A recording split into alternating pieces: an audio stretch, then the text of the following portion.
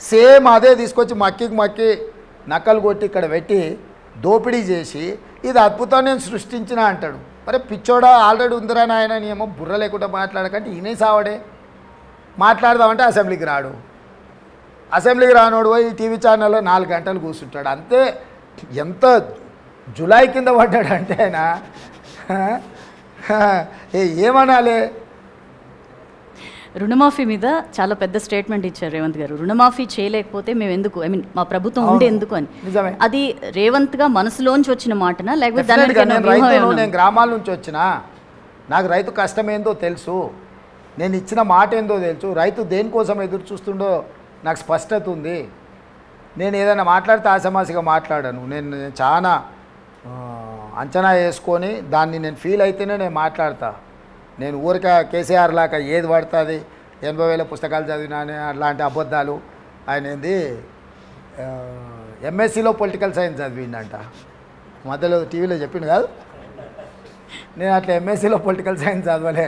వాడొకడు విజయవాడలో ఒక ఆయన ఉండే కదా, బీకామ్లో మ్యాథమెటిక్స్ చదివినా, ఫిజిక్స్, జలీల్ ఖాన్ లాగాను కేసీఆర్ లాగాను నేను అట్లాంటి చదువులు చదవలేదమ్మా. నేను బిఏ చదువుకున్నా.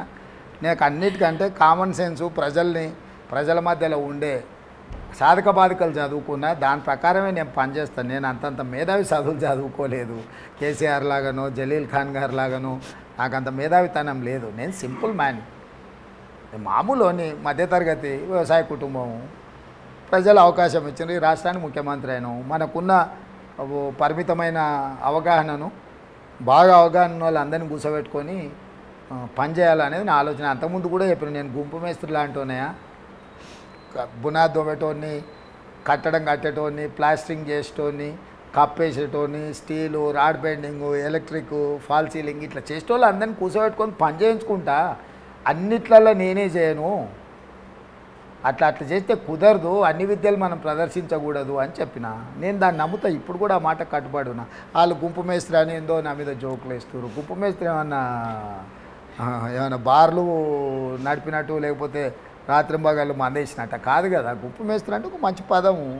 ఎలా తీసుకుంటారు ఈ విమర్శల్ని? మీరు సీఎం కుర్చీ ఎక్కిన రోజు మరుసటి రోజు నుంచే ఈయన ఉండడు, ఈయన దిగిపోతాడు, లేకపోతే ఈయన ఇంతమందిని తీసుకుని ఆ పార్టీలోకి పోతాడు, లేకపోతే ఈ పార్టీ, ప్రతిరోజు ఈ విమర్శలే. ఎట్లా తీసుకుంటారు వాటిని? నవ్వుకుంటాను, నేను హ్యాపీగా ఫీల్ అవుతా. వాళ్ళ జీవనాధారమే నేను. వాళ్ళు బ్రతకడానికి నా పేరు ఉచ్చరించడం ద్వారా వాళ్ళు బ్రతుకుతుండ్రు. వాళ్ళకు ఒక ఉపాధి కల్పించిన కదా. అట్లా ఇప్పుడు కేసీఆర్కు, కేటీఆర్కు, హరీష్కు లైఫ్ లైన్ ఏంది? రేవంత్ అనే పదం.